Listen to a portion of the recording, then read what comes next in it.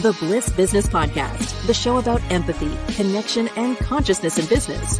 Today's episode is brought to you by Zero Company, your paid search, social media, and programmatic ad experts. Hello, and welcome back to the show. In this short Empathy Expansion Kit episode, we are discussing the compassionate brand voice and creating empathetic messaging. I'm Stephen Skash here with Tulio Siragusa. Hey, Tulio. Hey, welcome back, everybody. So a compassionate brand voice is one that's based on empathy and understanding and genuine care for your audience needs and emotions. It goes beyond, mere marketing tactics, and it creates this deep emotional connection with the audience. This is important, of course, for like healthcare, but a lot of industries really kind of swing and miss on this. But there are opportunities in most industries. There could be travel, could be legal services, beauty, personal care, real estate, fitness. Most industries, there's an angle here to do this. And what you want is to bring forth is this authenticity, this warmth, inclusivity, respect. These are the characters that help in building trust and loyalty among your customers. Tulio, why is that important? Yeah, there's actually 5 key things that being committed to this will work in your advantage. One, we'll talk about each one of these in a little bit, but one, it's about building trust. 2, it helps build emotional connection. 3, you gain a competitive advantage. 4, it's about building customer loyalty. And finally, there's a real world impact from this. So in building trust, empathetic messaging helps building trust with customers, because when customers feel understood and valued and validated, they're more likely to trust the brand. That's just a basic relationship thing, right? And then from an emotional connection point of view, when you create more of an emotional bond with the audience, it leads to a stronger relationship. Those emotional connections are like key drivers towards customer loyalty. And we talked about some of that in one of our past expansion kit, like the importance of not just fulfilling a transactional need, but also fulfilling a desire, right? Because when you do that right, then that person becomes an evangelist. So there's an emotional connection that's built that way. And then you get a competitive advantage. It's a very crowded marketplace, right? So I always say empathy will always win. So if I have to compare between A, B, C, D, E, and they're all kind of sounding the same, within the same price range, and they all would fulfill my transactional need for something, I'm likely to go with someone who understands me, or I feel like they understand me. So that's where the compassion and the empathy comes in. So you get a competitive advantage by having a brand voice of compassion from your competitor, because it differentiates you. It makes you more relatable and memorable. People are not going to remember the article of clothing. They're going to remember how they feel. That's what they're going to remember. And then loyalty is, customers are more likely to stay loyal to a brand that resonates with them, or at least shares their values. And empathy and messaging can significantly boost customer retention. So at the end of the day, we like to do business with people that are similar to us. So there's definitely some relatable value in that. So that builds loyalty.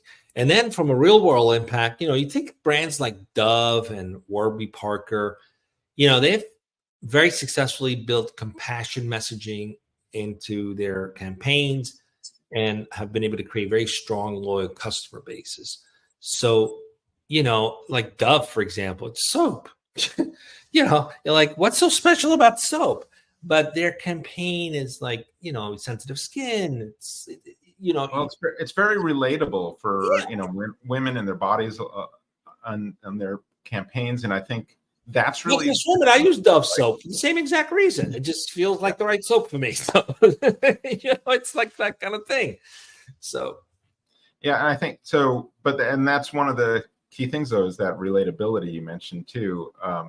So using language and stories that your audience can relate to, I think, if you can share these experiences that mirror those of your customers, comparing, I think of the travel industry. So, if I'm Airbnb or some vacation rental, these are two different experiences compared to a hotel, right? So a hotel, I can just see the imagery here of this cold hallway, right? And you can compare and contrast that to now a family sitting in just this living room at this Airbnb and connecting, and you have this joy of the family connection there. So something that's, something that we can all relate to, those of us who have families, just having this richer experience. And being relatable, I think, is really one of those keys.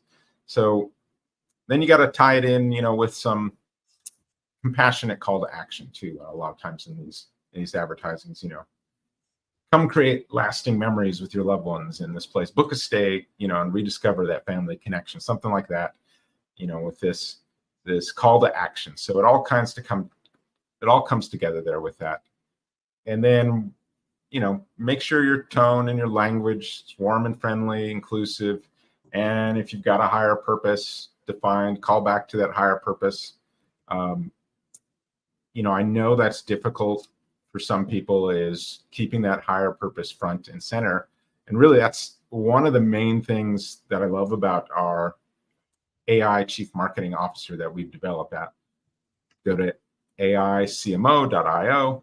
But this aligns your company purpose with messaging and campaign ideas, that we've actually got elements of all this built into that, so that the AI will build love into your campaign creation. You've used this tool, Leo, and seen this tool, and it's something we've worked on for quite a long time. And it helps this creative process. I think a lot of people have difficulty taking that next step. Let me put it this way. For years, being a design thinking practitioner and even an advisor to the design thinking program at the University of California, right? I gone and delved pretty deeply into how to apply empathy into everything: organizational alignment, marketing, go-to-market strategy, you name it, right? So when I tried AI CMO, and in like seconds, it could create something that would have taken perhaps sometimes days or longer, because there's a whole process. You got to go through the curiosity, the learning, the digging in deeper, the testing, the validating, the prototyping, all these things to get to a real message that resonates. And this does it pretty quickly. And then I was just blown away by how effective it is in infusing the experience that you want the buyer to have, that they want to have. So it's completely different game when you are crafting empathetic messaging and you want to be a compassionate brand. I mean, there's some brands that it's all about they're selling something that's that fulfills not just a need, but sometimes creates care that is necessary, especially if you're in the healthcare business or something or travel. Maybe someone just needs a break because they're burnt out, right? So there's any industry, I feel like you can really, and we've tested this on anything we can imagine, is it'll bring this sort of compassionate, empathetic messaging to it. It's something that's just maybe not natural for a lot of people to try and figure out, well, how do I do that? I like the idea of this. How do I do it?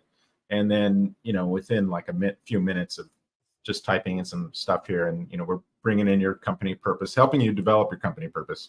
We've got a tool in there. And then it's like, okay, now build out this campaign. I'll never forget, we tested this fake company about, selling basically used stuff, right?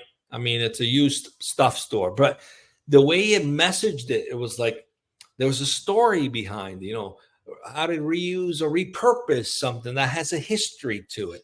It sounded like so noble and eloquent that it made. I wanted to start that company. I'm like, right. That's really cool. I want to buy stuff that has a story behind it. And to most people, it's just used stuff, right? It's someone else's junk. But the way it's presented, it made you feel like nostalgic and felt good. It had a story behind it. Like you gave life to something that would have otherwise been trash. It made you feel good. It triggered all the heart levers, and it made you want to buy it. Like I would want to buy that stuff from that store. So that was like something we just created just to have fun with it. But it's just an example of if you've got the right messaging and you're compassionate and you have empathetic, you can actually create value for something that would otherwise be considered quote unquote junk. It's that good. You know? So as a reminder, Tuesdays we do our deeper dive podcast series. Wednesdays we're running these short segments like this Empathy Expansion Kit episode.